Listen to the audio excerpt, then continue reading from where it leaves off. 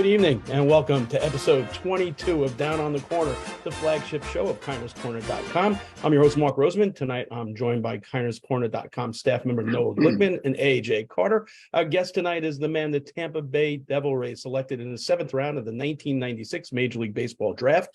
He made his Major League debut in 3 years later with the Devil Rays. In his debut, he pitched 6 innings for the win, went 2 for 3 with run batted in. He would spend parts of 5 seasons in the majors, make a name for himself as the Cleveland Indians pitching coach between 2013 and 2017 before managing our New York Mets starting in 2018. It is a pleasure to welcome Mickey Callaway to the corner. Welcome, Mickey. How you doing? Thanks, fellas. I'm doing great. How are you guys? Good. Always good to talk baseball on a Sunday night, even though the Mets are not doing what we thought they'd do this year, but still always great talking baseball. For those new to our Zoom room, just a quick reminder, we'll start off the show by asking our guests a few questions. We ask that you keep yourself muted. We'll turn it over to you. Ask questions by using the raise hand feature or just going old school and raise your hand, in person. We ask, as always, that you keep your questions respectful as well. So, Mickey, first of all, thanks for coming on with us. The fan base seems split on where you stand in the Mets, legacy, but I think you get it. And I wanted to start off with a post that you made on social media. It says, "I am a dad, a flawed person, have made tons of mistakes in my life, have given into my personal demons at times, chose a selfish, time-consuming profession that I loved and kept me from my girls at times. I have missed them, cherished them, and unconditionally loved them over the years, even though they might not have always felt it. The one thing I'm most proud of is the 2 beautiful ladies and the fact that they've always shown unparalleled and unconditional love that has overcome all my flaws. I'm the luckiest dad in the entire world. I know all you dads out there feel exactly the same way. Life is wonderful. I love you, and I'm sorry that I've always not lived up to who I would like to be. I will always continue to try to be my best, even though I know I will never do enough based on how much I love you." So it seems like you're in a really good place right now. What are some of the things that have helped you get there? Obviously, throughout life, you mature, you learn from mistakes, you learn from successes. And I've always taken that approach in my life. I've tried to always be better human being than I was the day before. And right now, I think that I am in a great spot and I'm happy. My girls are unbelievable. They're getting older, so I'm getting sad about that because you never want your little babies to grow up. But they're 2 wonderful ladies, and couldn't be prouder of them. So one of the things that jumped out of me in that post was the quote, "chose a selfish, time-consuming profession that I loved and kept me from my girls at times." And it reminded me of the famous Jim Bouton quote, "You spend a good deal of your life gripping a baseball, and it turns out it was the other way around all the time." So you are still young in baseball terms. You mentioned your girls are getting older. Would you consider seeking reinstatement to get back into coaching or managing again in the major leagues or even at the amateur level? Absolutely. I've been reinstated for quite some time now. I know that's not public knowledge. I've chosen to kind of keep that to myself. But I would love to get back into the game at some point. I mean, look, I love the game, and I do realize that it's probably taken a toll on my kids' lives at times when dad wasn't around, and that hurts. That hurts inside, just like it would for anybody, because you love your kids and your family more than anything. I do love the game of baseball as well, so you have to sacrifice some things for others. And I think they would want me to get back in the game. They know how much I love it. They love the game as well. They know I'm happy when I'm in it. But I think that I would love to get back into the game and see if I can be impactful again.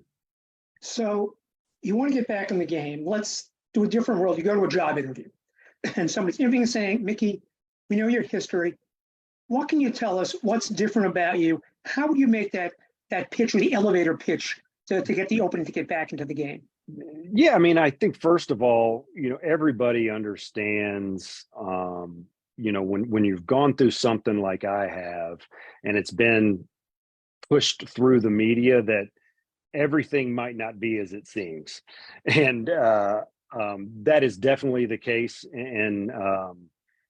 in this. And obviously I would have the opportunity to explain the real events that took place, but I have definitely grown and definitely learned because of the things that I've been through. And this is a very humbling time. I think when you're in the position I was, pride can take over sometimes, and then you do some things you might not be proud of. And I think that I definitely made some mistakes in my past. I'm sure I'll make mistakes in the future. Definitely not the ones I've made in the past, but I think that I can impact the game and have a positive effect on young men moving forward. So you played on a high school team that's still considered as one of the best all time. Germantown High School went 38-0, won a Class 3A state championship before sweeping the collegiate baseball newspaper and baseball American national championships. What were some of the things that you've taken from head coach Phil Clark, and what made that team so special? Yeah, so Phil was an unbelievable baseball guy. Being around him in the high school, he kind of put Germantown on the map about my freshman year, and we really started getting good. And that 38-0 team was actually the year after I left, so they got rid of me, and then they went 38-0. But we had some great players. We had a great group of young men that grew up playing together in Little League baseball. We had some really competitive Little League baseball there in Memphis, and it was just a special time. That is some of the most fun baseball you're ever going to play. In high school, it's just raw, it's just pure. You just have fun, and you go out there and you try to win as many games as you can. You don't have to put up with all the different challenges that you have once you start getting into college and then on pro baseball. So what a great time it was. And, it's the players and the coach that really made it special. No, you And had to add on, to add on to that, Mickey, during that time, obviously high school is a very special time as a baseball player. I just want to know, what player during that time did you admire? Who did you look up to in high school? Yeah, I got to play against some pretty good players. I think the one guy in Tennessee at the time that was a year or two older than me was Todd Helton. I think that obviously he was pretty good in high school as well. And you hear his name floating around. But I liked watching Major League Baseball. Nolan Ryan was one of my favorites, Greg Maddux. I loved watching the Cubs growing up. My grandmother was raised in Racine, Wisconsin, and she was a huge Cubbies fan, and we always sat there and watched all those guys play. And they had some great teams in the 80s and were really fun to watch, with Andre Dawson and Mark Grace and all those guys. So I just looked up to anybody that wanted to play the game and loved it and played the game hard. So we mentioned in the open about your debut with the Devil Rays, but you traded to the Angels, where you were the fifth starter at the end of the 2002 season when Aaron Seeley went down with a shoulder injury. You pitched well down the stretch. You actually got a World Series ring with the Angels. You didn't get in postseason play, but you got that ring. What was that experience like, pitching in a pennant race?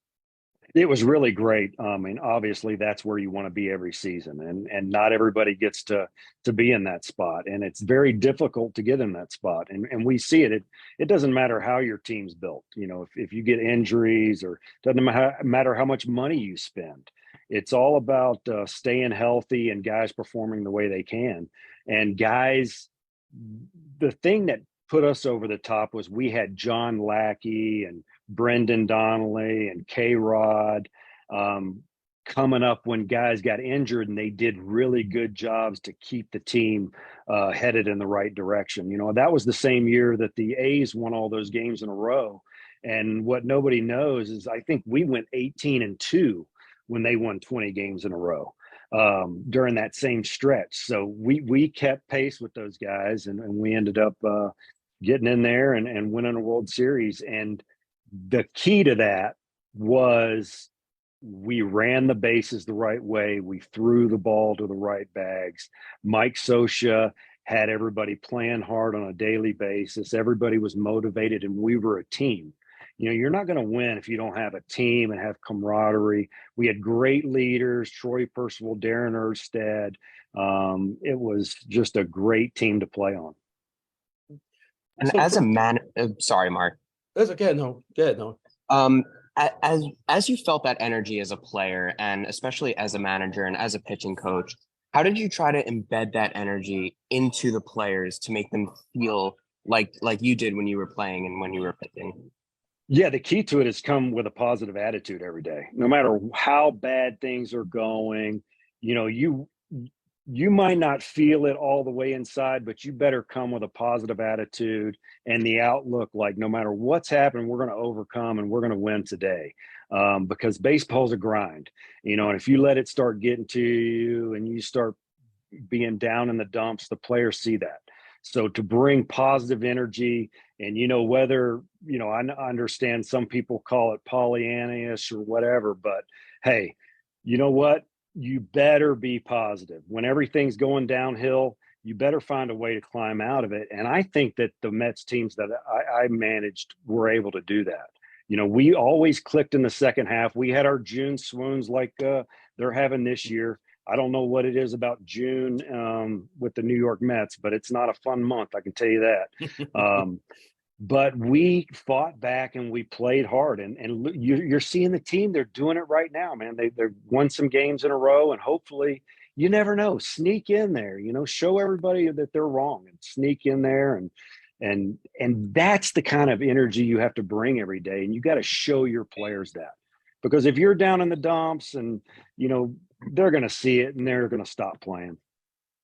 100%. Mickey, I'm going to take you to the other team we didn't really talk about in this website, and that's the Yankees. So the Yankees right now are in the middle of the 7-game losing streak. They just lost. They were swept by the Red Sox. And day in and day out, see Aaron Boone get in front of the media, and he's upbeat and positive. And sometimes I can say, is he seeing the games, same games we are? As a manager, how hard is it for you to get up and take that positive attitude? And how much do you actually believe it when you say you have to suck it up and say, okay, I know I don't believe it, but I have to say it? No, yeah, that's right. You have to protect your players at all cost. I don't care how ridiculous it makes you look as a manager. What you want as a manager is you want the articles, the bad articles, being written about you, not your players. And if you can do that, I think you're going to keep your team playing the way they should play, because you're taking the pressure off of them, especially in New York. Let them, they can write whatever they want about me. I don't care. I'm not playing the game. I'm out there to try and motivate my team and push the right buttons so we can have some success. So you have to go up there and you got to fake it until you make it. If you're down in the dumps, you can't show it. You have to try to keep your composure. I didn't always do it. We know what happened with one of the reporters that got kind of heated. But for the most part, I think I did a pretty good job of trying to stay motivated and trying to stay positive, even when things were at their worst. And you have to do it even more, like Aaron Boone's doing right now when it's at its worst. And it's really tough here in New York, because I see it on a daily basis. Guys look to push the buttons, and I remember, Terry and I had a conversation after Terry retired, and he said, listen, I know you guys have a job to do. You ask certain questions. And he says, and all the time where I say I wanted to get that pitcher out on a positive note, he goes, that's not the truth. The pitcher told me the pitcher told me he's done. He says, I can't stand up in front of you and say the pitcher's done. He says, but you guys know that, but I can't say that. So it's just this game. But there are certain guys that look to push buttons to elicit certain responses. So it's very interesting. 2005 to 2007, you played for the Hyundai Unicorns in the KBO, two-time league all-star. After being sidelined by an elbow injury in 2007, you're still a young guy. You served as the interim head coach of Texas A&M International University. How did that opportunity come about? And, what's going through your mind? You're still young. You still think you have some years in you. Now you're a coach. And what was that transition like? So my whole goal there was I ended up having Tommy John surgery, and I was rehabbing by myself because I had been in Asia and been over there in Korea, and I came back home to Memphis, and I was rehabbing my Tommy John surgery at home, and I had all my buddies to throw with that were pro baseball players, and come spring training time, they all took off. And I had nobody to work out with, throw bullpens with, nobody to catch me. So I started looking around on the internet for a place to go work out, maybe help out as an assistant coach and put myself through the workouts. And I saw this position online of Texas A&M International, and I called up the athletic director, and that's down in Laredo, Texas, right on the border of Mexico and Texas. And he happened to be in Nashville, Tennessee, 3 hours away when I called him at a convention. And he said, well, why don't you drive over today and I'll interview you. I drove over there. That night, he told me I had the job. And then the next day, I loaded up my family, and we started the 16-hour trek to the Mexican border to coach in Laredo. And I think my daughter was 2 at the time, and we were going over the bridge to go over to Arkansas, just outside of Memphis, and she vomited everywhere the first hour into our 16-hour trip. And but it was a great experience. I loved coaching those college players. I mean, they loved the game. I had 7 pitchers, and we played 4 games on the weekends. It was amazing. I had a sidearm submarine closer, and he pitched in almost every game. 4 games in a weekend. It was crazy. We played 2 doubleheaders. Wow. I just to add on to that, I mean, me being in college right now, me working with college baseball players, how different is that atmosphere compared to the MLB, and like how special is it, like the mindset of all those players, like what really resembled and stuck with you, like working with college players? Yeah, I think the camaraderie of it. I still talk to a ton of those guys I coached in college. I still have a mass text with about 9 guys that I played college ball with. You're just a closer knit group of guys. There's no business involved. There's no contracts involved. You're all there because you love the game and you're pretty good at it. And you kind of build that team because of the things you have in common, instead of because somebody assembled you and made you come together. So I think that that's a very special place is a college baseball team, or college athletics in general. You take a look, there's one huge difference in college athletics now than there was then. That's the whole name, image, likeness, and the court decisions. Now, it's not quite as much hit baseball as much as it's hit football and basketball. And you got to wonder, and maybe you think, will that change the relationship? You talk about what happened with the baseball team. If there are agents, if there's an opportunity to make money, do you see it as a danger? Do you see that affecting baseball as it has basketball and especially football? I think it's very dangerous. And actually, one of my college teammates is in town in Montana right now working on some of the disaster relief recovery stuff from the Yellowstone flood. And we were talking about that. And he really keeps up with college baseball, especially Ole Miss, where we went. And he said it is already happening, that you're starting to see some jealousy and guys butting heads. And that I don't think that's great for young athletes. You want them to stay pure and stay playing this game because they love it. And I think it's going to start having its effect here soon. And I don't like that at all. So you joined the Cleveland Indians organization in 2010, pitching coach for the minor league. There was the Lake County Captains, champions of the Midwest League. You move up the ladder until you become the pitching coach for the Cleveland Indians prior to the 2013 season. 2016 World Series, Indians defeated by the Cubs in 7 games. But Indians manager Terry Francona went out of his way to say that you were the reason that the Indians went to the World Series. The Indians produced a Cy Young Award winner in 2014 in Corey Kluber. 2017, Indians won an American League best 102 games.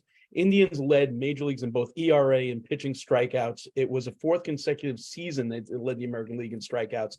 Club led Major League Baseball in curveball usage to your time as a pitching coach there. What are some of the things a pitching coach does in order to get the most out of his pitching staff that the average fan doesn't see and would not have any clue as to the behind the scenes? Right. Well, first of all, Tito has a bad habit of giving credit where credit's not due and kind of giving it to everybody else besides himself. But I think that the pitching coach's main job is to keep guys' confidence at an all-time high. That's number one. You got to keep these guys believing that they can go out there and have success. And it starts, and I kind of felt this way starting my coaching career because of Mike Scioscia. When I got traded over to Anaheim Angels, I'm come over from Tampa Bay to the Anaheim Angels. I'm sitting in spring training, and the Angels weren't very good the year before. And Mike Scioscia starts talking about winning the World Series the first day of spring training. And I'm kind of looking around going like, what's this guy talking about? I didn't think we had a winning record last year. And they're trading for guys like me. I mean, I'm terrible. But, I think that you have to let your team understand that they can do it, and it's true. It really is.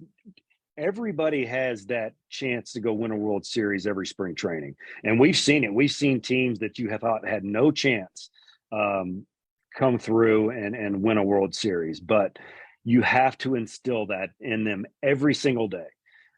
Second, you have to keep them healthy. And we did a great job in Cleveland collaborating together to make sure that those guys our starting pitchers and our relievers stayed healthy. And I brought a lot of that over to the Mets organization, and we kept our pitchers healthy when I was there. And that really helps. You got to keep Jacob deGrom healthy. You got to keep Noah Syndergaard healthy, and those guys can go out there and throw a ton of innings. And third is you have to study the opponent like nobody else and come up with a game plan of these little hidden gems to help guys get ahead in the count. Like I knew when you threw a curveball to Aaron Hicks first pitch, he only swung 6% of the time. So we knew that we're going to throw Aaron Hicks a curveball 6% almost every time first pitch, because he only swings 6% of the time to get that 0-1 count on him. We knew how to pitch Aaron Judge really well. We played him in the playoffs that one year, I think my last year in Cleveland, and we struck him out 16 out of 19 times in that series. Now, he did hit the double to take the series away from us because he's a great player and made a good adjustment. But you have to go dig deeper than you could ever think you could dig to give these guys little bitty nuggets instead of this general plan. Okay, we're going to throw up and we're going to throw down and spike a breaking ball. You have to do it individually for each pitcher. And I tried to make sure that our starting pitchers especially had their own game plan for everybody in the lineup every day. So let's talk about a current Mets pitcher who I think you had in Cleveland. That's Carlos Carrasco, who pitched today. And if you look at him, the problem with Carlos Carrasco this year, other than his history of not staying on the field, being injured, seems to be the pitch clock. And he's very, very bothered. He hasn't gone long. He went 3 innings the last start. He made it into the 5th, but only 2 batters in today. And you hear people talking, well, one of the problems with him is he can't pitch quickly because of the pitch clock. How do you fix that? What do you do? It's a tough adjustment to make, because when I had Carlos Carrasco in Cleveland and he really started to blossom, our whole thing was having this in-between pitch routine that he could accomplish every time, so he didn't have to worry about the results as much. Let's focus on that in-between pitch routine to reset your mind so you can execute the next pitch. And there's no doubt that this pitch clock is messing with Carlos Carrasco. I've seen a few of his games. I've seen his numbers. First of all, I have to say this about Carlos Carrasco. This guy's the best human being in the world. So the relationship I have with this kid, I could care less if he does well. I mean, he's my guy. I've probably yelled at that kid more than anybody I've ever yelled at in my life, and we have the best relationship in the world. The one thing I told Carlos Carrasco when I met him, I said, I don't care if you like me, but you're going to pitch better, and I'm going to make you better. And you may hate me in the end.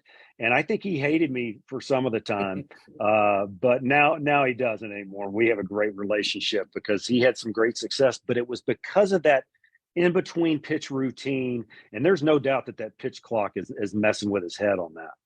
Yeah, he's even said that, and the Mets have put mechanisms where the catcher goes out to try and slow it down. So it's interesting you mentioned all the things that a pitching coach does. And I remember asking, Tommy Glavine and Smoltz and Maddox about this. You take a look, Leo Mazzoni, he's a pitching coach that sends 3 guys to the Hall of Fame from one pitching staff.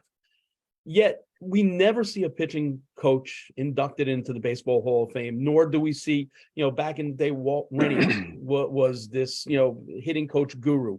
Why do you think those two positions are overlooked in the history? I mean, there've been some great pitching, Johnny Sain. There's been some incredible pitching coaches that don't get the credit for the job that they do, yet managers do.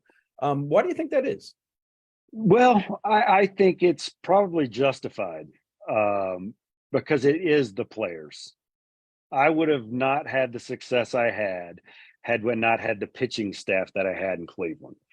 There's no doubt about it. I mean, obviously some guys improved while I was there, but the players are the guys. The managers get in because of their longevity, they're winning games, they're out there. Being a manager is way more difficult than being a pitching coach. You have to sit there 400 times in front of the press, answer questions, stay on top of everybody's attitudes every day, have conversations with guys. Pitching coach, you're concentrating on 12 guys only. You're kind of in that close little knit group with those guys. But it comes down to the players. And like you were talking about with Leo Mazzoni, does he look as good if he doesn't have those 3 Hall of Famers? Did he help impact those guys' careers? Absolutely. There's no doubt about it. But I guarantee you those 3 guys helped Leo Mazzoni's career more than he helped theirs. And I feel the same way about my pitchers and players. They've helped me way more than I could ever help them. So also, this is a question I asked Jeremy Hefner last year, because last year we saw a lot of Max Scherzer, talking pitching with Taijuan Walker or Bassett or even Cookie and just talking to them. And I asked Hef, how difficult is it to have a guy of Max's stature, talking to the staff when he's the pitching coach? And he said, listen, he goes, to me, that's a privilege to have someone in the dugout. So how humble does a pitching coach have to be? Because a lot of pitching is experimentation, and guys learn certain pitches from other pitchers on the staff. What's that fine line where you have to maybe dial it back? And if, let's say, Max or whatever pitcher on the Cleveland staff was a veteran is showing a pitch to somebody, and you might not think it's the best thing, how do you walk that fine line? Yeah. So, I've always taken the approach that I don't care who is right as long as we get it right as a group. If I'm the manager and the bench coach or the, analytics guy is right, I'm glad, and that is a reflection on me being able to swallow my pride and understand what's best for the group and what's best for the team and what's best for the organization. And I'm sure Jeremy feels the same way. So to have guys with experience that guys can lean on is a tremendous thing. And you want those guys talking as much as possible.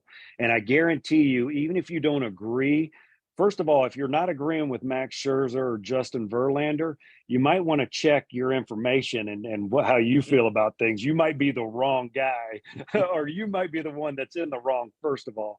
So, but I guarantee you, even if you think it's wrong, the impact that those guys have overall is much better than you trying to clip somebody's wings and say, hey, let me handle this guy, let me handle that guy, don't you talk to him. You got to let everybody have dialogue as a team, and let everybody learn from everybody. Well, a couple more before we turn it over to the Zoom room for their questions. After 2016, Terry Collins steps down as manager to take on a position in the team's front office.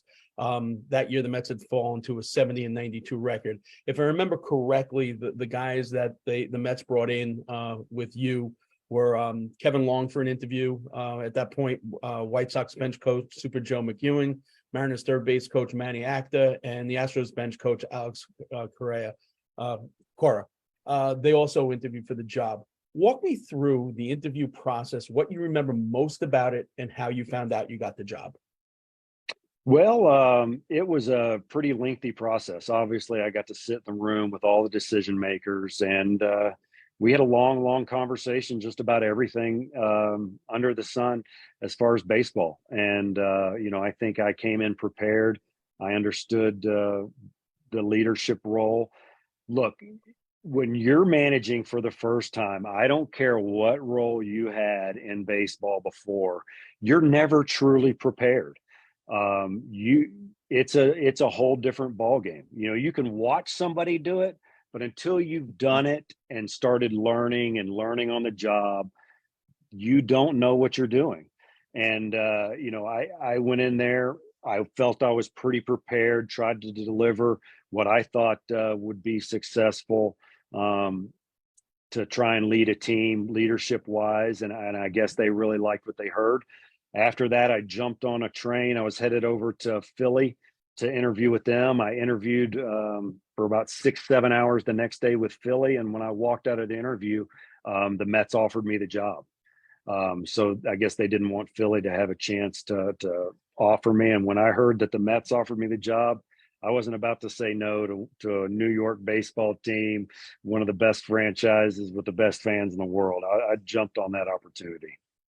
So So you said that. Wait, Go ahead. AJ, I just want to follow up on that because he mentioned something that reminded me. So when you say, even though you've seen other managers do things and, things come up, like I think maybe the first thing that ever came up for you was a player, sleeping through his alarm clock. Yeah. That's something that's not in the manual. And I remember that day vividly. I remember everyone waiting by Dom's locker and how do you deal with it? I mean, it's crazy, right? You can't prepare for that. No, you can't. And, what I did is I called Dom in and I said, hey, what are we going to do about this? Obviously, this is not acceptable. So what should we do? And Dom and I came to the conclusion of what happened. We took him out of the lineup that day. But Dom understood that he messed up. I tried to get him in on the process of how are we going to change this. And it was effective. We never had a problem with Dom again. And he ended up being a pretty darn good player for us. So you show guys respect because people mess up in life. You give them a second chance, you talk to them, let them set their punishment, and then see if they change their ways. And he did a great job and really blossomed. And this guy, another guy that I have the utmost respect for, what a great kid. Once we got his sleep apnea taken care of, he really blossomed and became this whole different person, not that sluggish, tired guy you saw before, but great leader around the clubhouse. Everybody really enjoyed him. And I have the utmost respect for Dom Smith. So one of the things we've seen recently with the Mets, and I'm going to ask you, bring either the pitching coach or the manager perspective, we've seen the bullpen change on a daily basis. They're bringing guys up, they put them in a game, they pitch one inning, and the next thing they send them back to AAA, bring another guy up. Now, they're probably doing this because they're short in the bullpen. Or why are they doing this? And as either a manager or a pitching coach, how hard is it to deal with this when on a day in and day out basis, your bullpen is changing?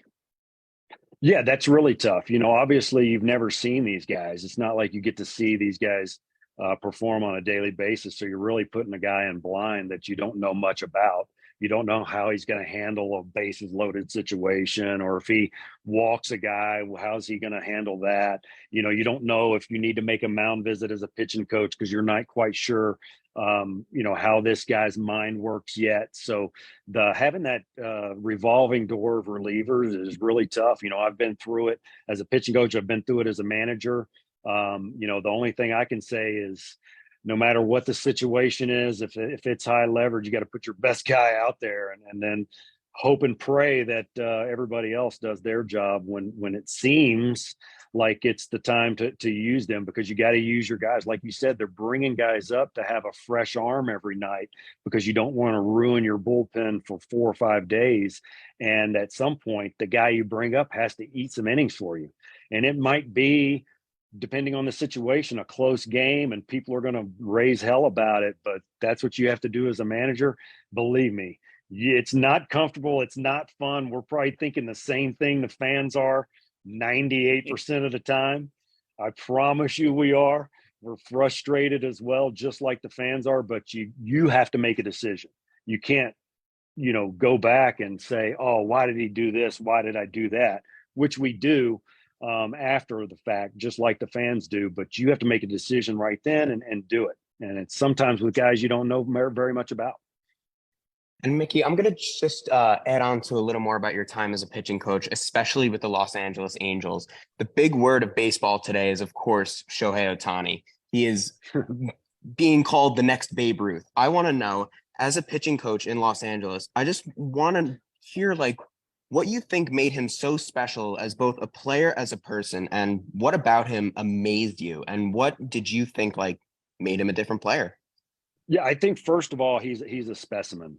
You're talking about 6'5", can dunk, put his whole elbow down in the rim of a basketball goal. Unbelievable athlete. Being around him and Mike Trout, I was kind of in awe, and I really haven't been in awe that much. I guess when I saw Corey Kluber pitching at times, Jacob deGrom pitching at times, but those two guys are the most ridiculous work ethic guys I've ever seen. Shohei Ohtani is a little bit like Ivan Drago in Rocky IV. I mean, it is regimented. It is technology. It is crazy, the stuff he does.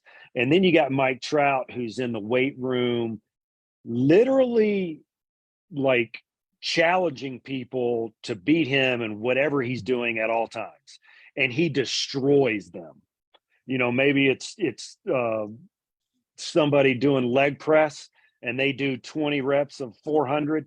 That guy's going to get in there, put 600 pounds on there and do 50 of them. It's crazy, the work ethic that those two guys have. But Shohei Ohtani is a specimen. He works his tail off, and he is very, very, very in tune with who he is as a person and who he is as a performer. And he separates those really well. Because when I had him, I must be the worst pitching coach in the history, because he was terrible on the mound. I think we let him throw 5 innings. He walked 10 guys, and then we're like, okay, no more pitching for you. But he was just coming back off his injury. So he's still having a little bit of trouble with his command. But he understands the game. He understands who he is. He doesn't get too down. He doesn't get too high. And he goes out there and plays the game and has fun. So one of the things that I always try to give credit for, and it goes back even to hockey. So Tom Rennie was a coach of the New York Rangers when a lot of the young core that eventually would go to the Stanley Cup Finals broke in under him. And he was the guy, their coach and their mentor, to teach them the right way to be a major leaguer. You look at the core of this current Met team. You have Brandon Nimmo, Jeff McNeil, Pete Alonso, Edwin Diaz, plus you're a coach of a very young Francisco Lindor, early years in Cleveland. So, you were a foundational piece for those guys. What were your early thoughts on those players and how far they've come in the game of baseball since you first saw them? I love watching those guys, because I had them when they were just trying to get into the big leagues, break in, and they had some great success. The one thing I told those guys is be yourself. You play the game. and understand that you are who you are. Go out there and have fun. Don't put too much pressure on yourself, and play the game. Because when I played, I put way too much pressure on myself. I was playing the game to not get sent down instead of playing the game to go out there and relax and let my natural ability take over. And I think you have to have somebody in that clubhouse to explain that to you when you're a young player, to have success early in the big leagues and then continue it. I've been around guys that made it really tough on young players, and that's not easy. And it affected me when I had some managers that kind of were that way, and only cared about the veterans. So I tried to take the approach, hey, the veterans are who the veterans are. Robbie Cano is going to be who Robbie Cano is, but I got to make sure that I allow Jeff McNeil, Alonso, Nemo, all those young players to relax and be able to be themselves and have fun with them, so they can go out there and get the best out of them on a daily basis. And it's been fun to watch these guys. I'm proud of who they are and who they've become as players. So we're going to turn it over to the Zoom room. But first, before we do, I got to give props to the guys that are in there are here every week, but especially Sal. Sal has a hat for every occasion. I see it. Of course, he's wearing his Cleveland Sal. Indian hat. Sal is unbelievable. He's got a hat for every occasion. Is that a legal hat these days? You're going to get in trouble. I think he's actually got PitchCom in it too. So I have to press a button. All right, so let's open it up to the Zoom room, guys. The three guys that are here, I don't have to give you guys the warning. I know you guys are always respectful, and I appreciate it. Raise your hand using the raise hand function or old school. All right, so Steve, you got old school. You go first. You got to unmute first, though. Hey, Mickey, thank you very much for doing this. I appreciate it. One quick question for you. What was your feeling when you had to take David Wright out of his last game? I know you had to come out of the dugout and all that happened. That had to be emotional, but what was it like for you? Thank you very much. Yeah, no, thanks for this question, Steve. We had obviously all that planned out, and I just tried to stay out of the way and let David have his day, and got a lot of feedback from David on how he wanted that to go down and what he was comfortable with. So he really planned that out, and we tried to accommodate anything and everything for David Wright, which is the way it should be, because being around that guy on a daily basis, that guy is something else. And I know Mets fans know he's special, and there's a reason they feel that way about him, because he really is. That guy is salt of the earth, one of the best guys you could ever be around. But that was a great day. Emotional for everybody. I know it was emotional for David and his family, emotional for Reyes to be on the field with him, which was pretty cool, because that kid is awesome as well. Having those two guys around our young players was huge, I think. And when you saw what David had to go through just to get to that point, it's such an example for all the young players to see the true love of the game. I mean, he could have walked away. He easily didn't have to do what he did to get back. But when a young player sees that, it's got to leave an impression, no? Absolutely. I mean, I sat there and we all as a team watched it on a daily basis, the ups and downs of him being, oh man, I'm going to be good to go tomorrow. And then bam, get that set back. And all of a sudden it's like, damn. But you know what? He never got down about it. He always helped guys around. He kept on working towards his goal of coming back and playing, but he just couldn't make it back. And, that's kind of sad. Anyone else? Someone else? I'm sure other people have questions. All right, Sal, go ahead. Hey, Mickey, how are you? Hey, Sal, how you doing? I'm good. Now, you pitched. What did you learn from your days as a pitcher to make you an effective communicator as a pitching coach? And when you were pitching, who were the people that influenced you the most? Okay, yeah. First of all, Sal, I attempted to pitch. I don't know if you saw my stats. I was really good in AAA, man. I think I'm the Durham Bulls all-time wins leader or something. No, and we know now that wins don't matter, so I must have really sucked. No, I think that I tried to take a lot from everybody I was around, and I was around some great staffs. Like I had Buddy Black as a pitching coach in Anaheim. I mean, this is our staff in Anaheim. We had Mike Sosha, Ron Renicky, Buddy Black. Who else? Oh, Joe Madden was our bench coach. Yeah, So coach. all those guys ended up managing in the big leagues off that World Series team. You know, what I tried to do, I got to play for Buck. I got to play for Larry Rothschild. I got to play for Hal McRae. But what I tried to do is take the qualities of all those guys, you know, Buck's organization, Ron Renicky's just ability to stay calm, Mike Sosha's preparedness when it comes to trying to get your players to play the game the right way, Buddy Black's sense of calm and coolness and ability to just be laid back no matter what's going on. And you try to take all those characteristics and try to put them into play and see if it works. And you know, I think we had a little bit of success in that way when I was coaching. But you know, you as a player, you go through some things that you have to recognize that your players are going to go through. And being able to go overseas was one of my biggest attributes, being able to help Carrasco and people like that. Because when you go overseas and you're not in your home country, no matter how much money, I was making good money over in Korea, but it's still tough. You know, you can say, oh, well, money makes everything better, but you're still away from family. You're still not in your home country. And I was able to identify with my players, you know, in that way and understand like, hey, man, I understand it's tough being here, not being in Venezuela or being in the Dominican Republic or Cuba or wherever you're from. And it's tough to come here and have success. And no matter how much you're getting paid, that doesn't matter. So you try to, you know, really identify with your players in that regard as well. So you try to take those little tidbits from every manager, coach, every executive you've been around and try to communicate effectively as you can with your players. Next time we have you, Mickey, I'll wear my Durham Bulls hat. Right? Yes, please do. I have one of little more confidence. I have one of those too. I have one of those too. Those are cool So- hats.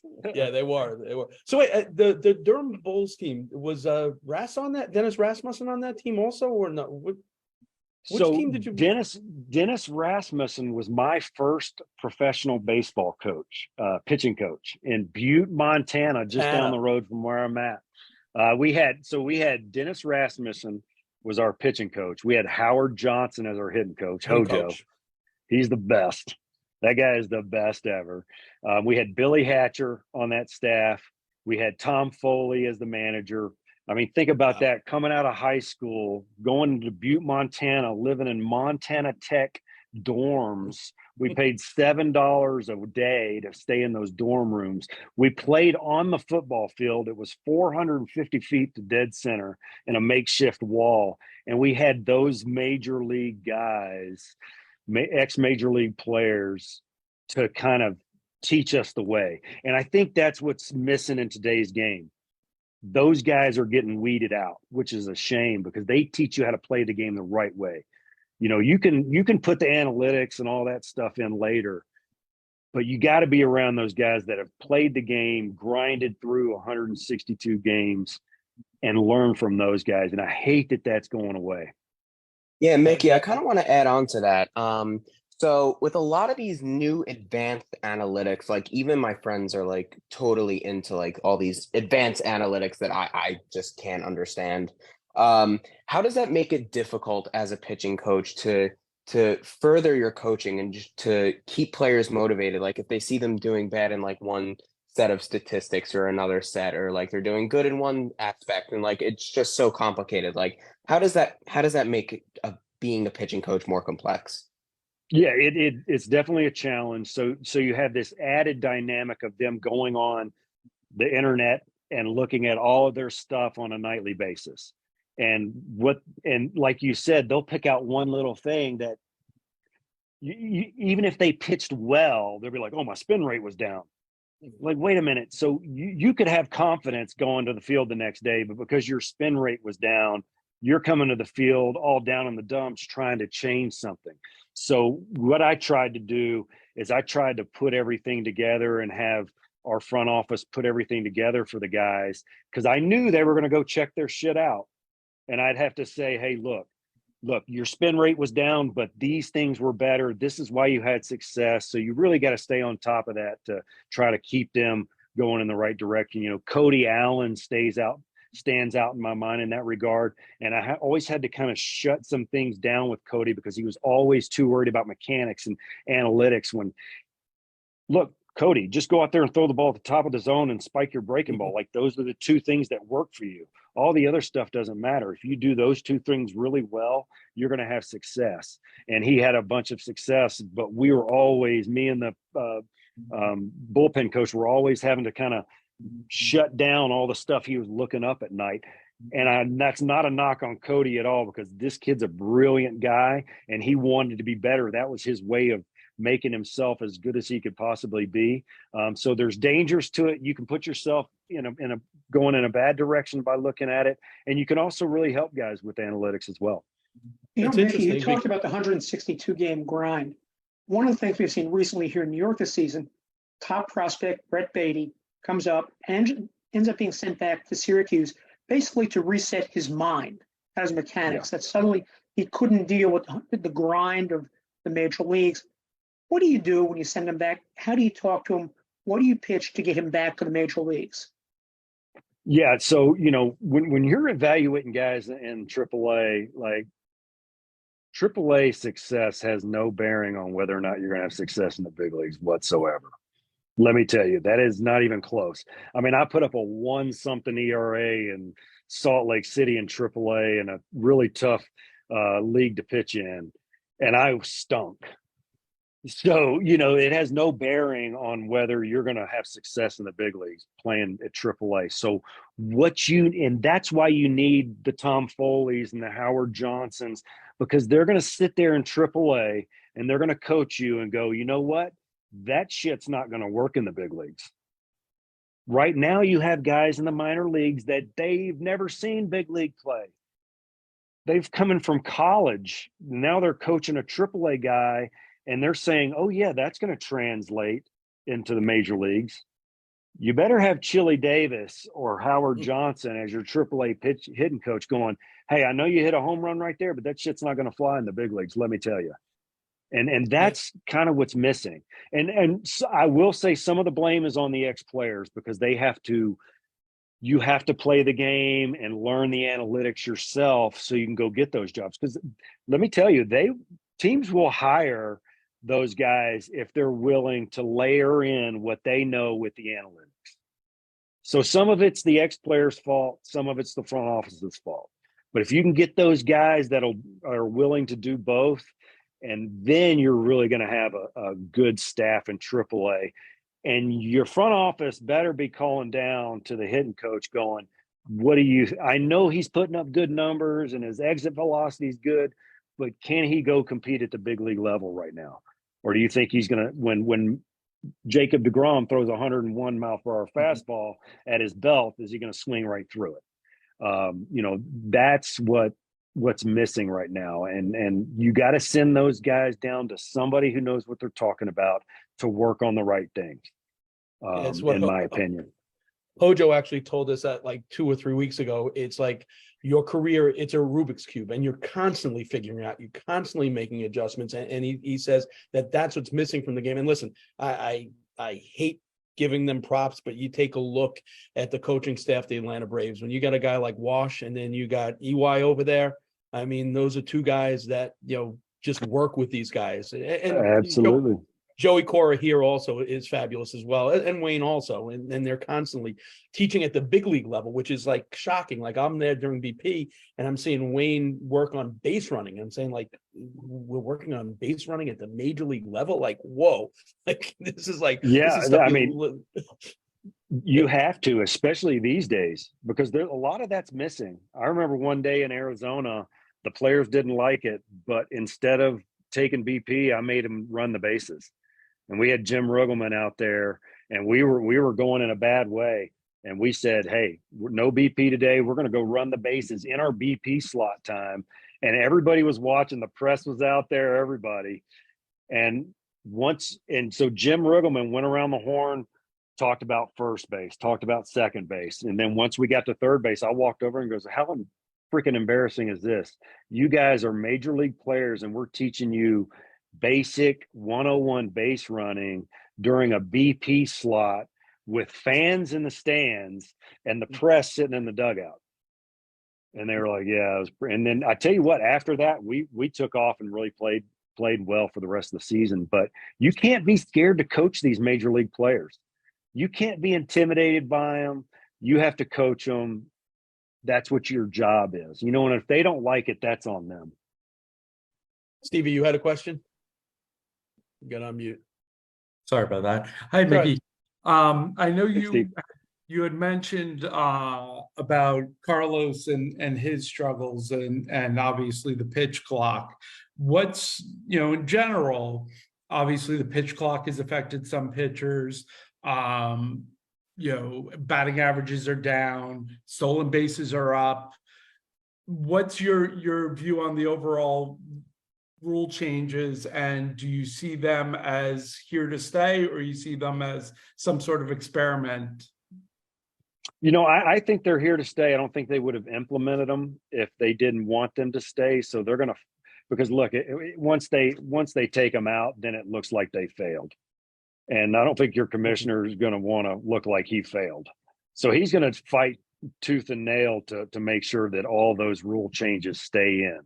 I think the interesting thing about the pitch clock is I think overall, other than, certain guys like Carrasco, it really benefits the pitcher because you're staying in that quick paced routine. That's what I always wanted guys. Hey, get going, get in that rhythm and start pitching. Don't let the players think too much. Don't let the batters step out. The Yankees were notorious for this. And the reason they did this is they'd step out of the box. You remember Derek Jeter when I was pitching against him, anytime it was 0-2, not that I had Derek Jeter 0-2 very many times, but I saw him do it against some guys that got him 0-2.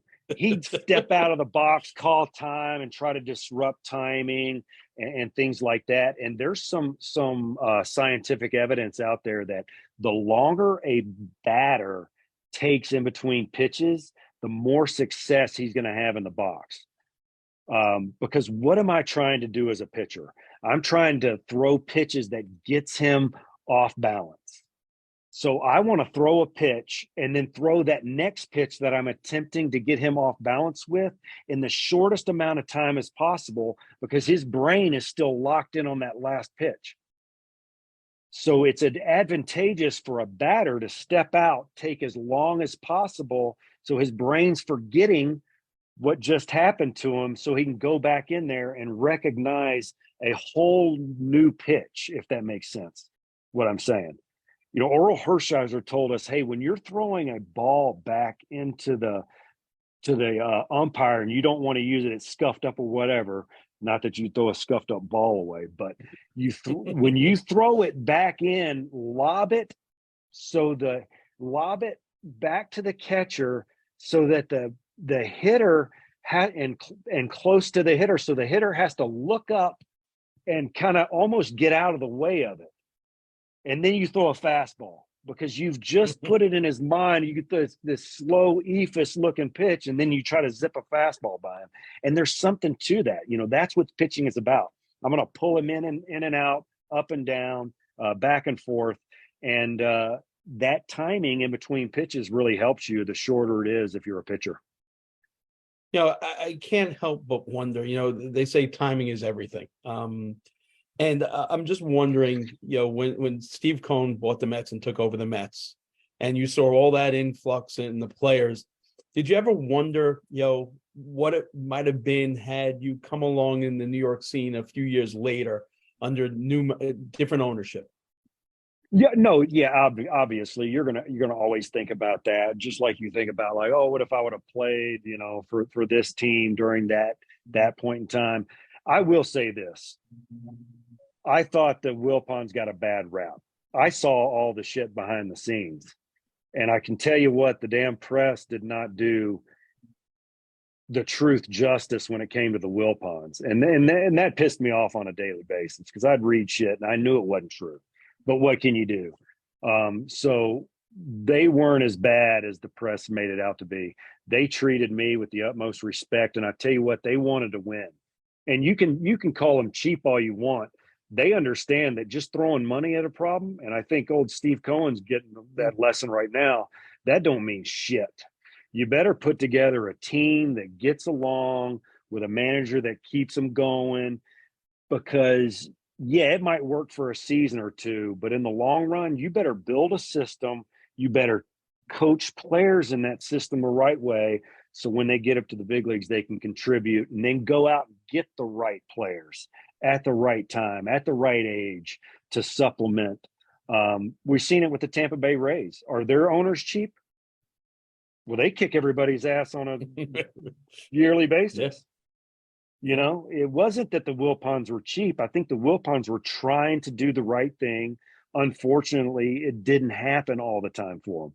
I think when we had our winning season, it was the third winning season in 12 years. Right. The New York Mets, like, Yep. That's crazy. Like, how is that possible? Right. Like that. I That's totally you agree. know, Yeah. So you It's brought up tough. another you brought up another point, and I actually had to ask Francisco Lindor this past week because, like, listen, I'm radio, so it's different. And I'm not a social media guy. I could give two craps about like clicks and all that stuff, but there are guys that all they care about is clicks. So you had a guy from FAN that floated out, and this guy has never been to spring training. He's never been to one game. He's never been in the Mets locker room. Yet he continually all week long said the Mets chemistry in the locker room is awful. They all hate Pete Alonso. You know, Pete Alonso is a cancer in that locker room. And I know that's not true. Right? And I've said that, and I've, people Absolutely, posted. that's not true. And I asked Francisco Lindor about it. I said, Francisco, how do you not want to go, like, you as a manager, when you see stuff written about the Wilpons, or even the stuff that got written about you, how do you not call up a reporter and say, hey, this is the real deal? Do you want to hear the right story, or do you just want to go with, stuff that's going to sell newspapers? Like, how do you stay focused on just managing a team here in New York when all that other crap is going on around you? I've always just tried to control what I can control, and you can't control that. So you just move on, have each other's back. And I tried to have everybody's back with the press at all times, no matter what. That's really all you can do. And, you had to go to the players. I remember, talking to guys and being like, hey, we know that shit's not true about you, what they wrote, don't worry about it. Let's go win in spite of those guys, So, every team needs something to bring them together.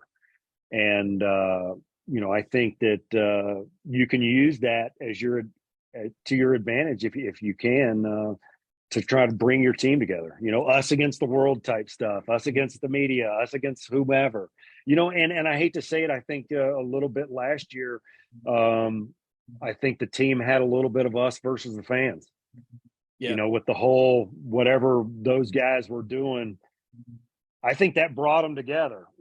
I hate to say it because I love the fans in New York, and they are the ones that paid my salary, so they can say whatever they want about me. They can do whatever they want. They can yell at me, curse at me, boo me, whatever. I was there to try and help them see great baseball and win for them. So I felt the same way they did when we lost. I hated that shit. It was terrible. So, but I think a little bit last year for 101 wins, I think that the players kind of came together and were like, you know what? They're booing us. F them. Let's go win in spite of them. So there's always some bulletin board material you can find some way to motivate your team. And I think that was a little bit last year. That they had for some time, until they got their ears pinned back and were told not to do it. You got to be careful on those things too.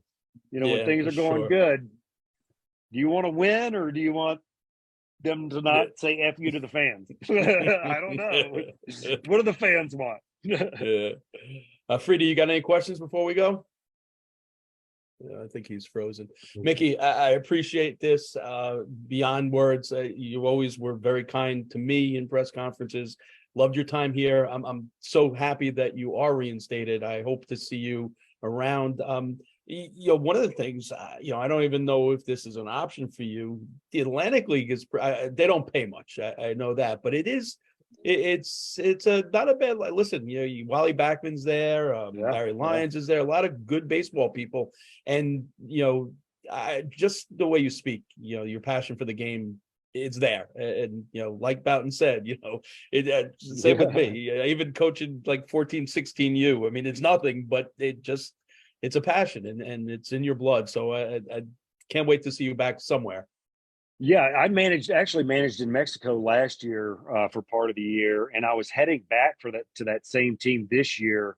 I was in my car on the way, and I don't know if you remember, right around spring training time, I think it was 3 Americans got kidnapped at the border. Yeah. And obviously some other stuff came out, like maybe they were running drugs or something. But I was about to cross at that same border the next day. And when I heard that they got kidnapped, I turned my car around and went home and told my girls, I'm staying home this year. And they actually called me a month ago to come manage the rest of the season. And I had already bought this cabin to fix up. And I was like, you know what? I'm good. So I'll end up somewhere eventually. You'll see me around, maybe in Long Island. We'll see. All right. Hey, listen, Yeah. you and Wally, that'd be some combo. Oh my God. It. Oh, yeah. That would be entertainment in and of itself for sure. Being around him, I love it. I'm gonna text Wally as soon as we finish. Tell him I want to be his pitching coach. Oh man, awesome. he would. Yeah, it's really it's a nice gig over there. The Bolton ownership does a good job. That guy's got some passion for the game. I love it. Yeah, for sure. All right, Mickey. Thanks so much. All right, guys. Great seeing you again, man. Appreciate it. So that's gonna be a B&B in Montana. Yeah, I'm gonna put it on Airbnb. I'll stay here some because I like to fly fish, and I got the Yellowstone River 2 minutes down the road. But I'll Airbnb it most of the time. Nice. All right, Freedy. Before we go, I see you keep jumping in and out. Do you have a question, Freedy? Yeah, you gotta love this. You gotta love it. I'm on someone else's Wi-Fi. Hey, Mickey, how you doing? It's Freedy. I'm doing good. Hey, Alex. Good. Whenever I see you at the stadium, I always come over and say hello. Yes. So Thanks, anyway, I appreciate that. No problem. Hey, we love that. What are your thoughts on Tim Bogar? And because I know he also interviewed the same time you did as well. And what are your thoughts on most of the coaches as well as pitching staff coaching is usually a guy who's hitting for hitters, a guy who hits 220, a pitcher who has an ERA that's, skyrocketing. Yeah. Is it because Tim used to say, well, I suck, but I sat next to the smart guys and I listened. Yeah. His guy was Don Zimmer when he first started getting into coaching over with the Rays. But what's your thoughts on that? No, I think Tim and I think Bogey has something. He's on to something when it comes to that. There's no doubt. So when you suck, you ask for advice. And you ask for, I'd always go up to Troy Percival and those guys and be like, hey, man, how do you throw that curveball? Or how do you get the backspin on your fastball? So when you're really good, people aren't coming to me to try and learn how to pitch as a player. So I think you learn a little bit more as time goes on in your career. And also you have to figure shit out on your own. So you're always looking for the latest mechanics or the latest, technology to help you. When Nolan Ryan just went out there and threw 100 with a nasty breaking curveball and changeup, right? So he didn't really have to worry about it too much, probably. Not that he didn't work and try to do his best, but I think when you're not as good, you count on people's opinions a little bit more. You ask for advice a little bit more. And there's nothing more valuable being a coach than somebody that'll take advice from others. Because if you think you know it all, you're not going to be very effective because nobody knows it all. And I think that's why we have the advantage, because we know we don't know it all because we were really bad. compared to the rest of the league. So we had to use everybody else's information and try to lean on other people to help us be the best we can be. It's interesting. I'm going to close with this because, you say you were really bad, and I've had this conversation with Kevin Baez a number of times, and Kevin, he almost had a home run. He didn't have a home run in his major league career, and it's the thing that bums him out the most. But his brother-in-law sent him something that was on social media about 2 months ago. And I think it was the fact that since the beginning of baseball, that there have been, I think it's 23,000 people that have played professional baseball, which means that if every single one of them were alive today and went to a baseball game, they wouldn't sell out any of the major league stadiums, not even, Right. the top two levels. So, you're one of, what percentage in the world that made it to Right. the I was majors? really bad in the 0.0001% of people. I sucked in that amount of people. All right, I'll give you that. You know what's funny? I think when I made my major league debut, my agent texted me. I was like the 12,000th major league player. Wow. So it must be getting really easy to play in the big leagues because there's been like double that since. So and that was 100 years in. So a lot more they're teams. making the game a lot More easier. teams. A lot more teams need a lot more pitchers. That's right. That's right. All right, Mickey, great seeing you, and All right, we look guys. forward to Appreciate talking it. to you again. All right, have a Absolutely, great, anytime. and you got it. Be good, Mickey. Thanks. All right, Thank you, guys. Mickey. Bye-bye. You're welcome. Thanks, guys. Good to see you guys. Thanks.